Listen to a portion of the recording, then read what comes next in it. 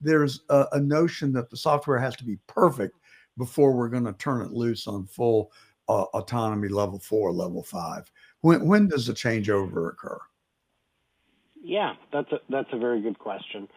In terms of the training data, I wanted to address that real quick. Yes. You're right that what it did that is so revolutionary is the current version of the code wasn't written by a human; it was written by the computer, basically. And what that meant is the old system said, if straight line with dashes, then keep going straight. If car in front, then slow down. And the new one takes an approach that I call art. That's like music. If I asked you to play along with this song, it would be very difficult for you to explain what you're doing, but you just know how to do it. And as a result, the old code was 300,000 lines of code. And then they said, okay, here you've got all the things you need. Write the code yourself. And it came in 90% smaller, 30,000 lines of code instead of 300,000 lines of code. It's pretty amazing.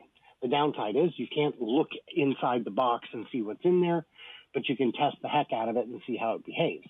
And they know enough that it works. Now, to your big question, and this is the much harder question, is how close to perfect do you have to be?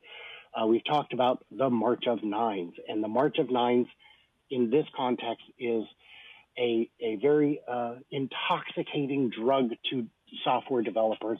You start your driverless car program, and in the first year, you get 9% of the way done. That's amazing. Guys, when will you be done? At this rate, a couple of years. The next year, you get to 99% done. We're going to have this probably next year. Then you get to 99.9. You're like, well, it's closer. It's a lot closer to 100, but it's not there.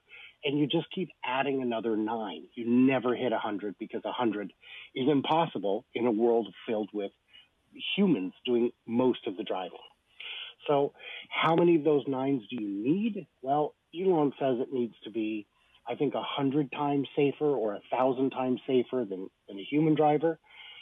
And I've seen people talk at events where I've presented, ask in the Q&A, I agree that even 10 times better is good enough, but do you think for the public it needs to be 10,000 times better, 1,000,000 times better?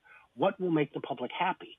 Because if it's 45,000 deaths a year on U.S. roads today, and you reduce that by 1,000%, you would by 1,000x, you would still have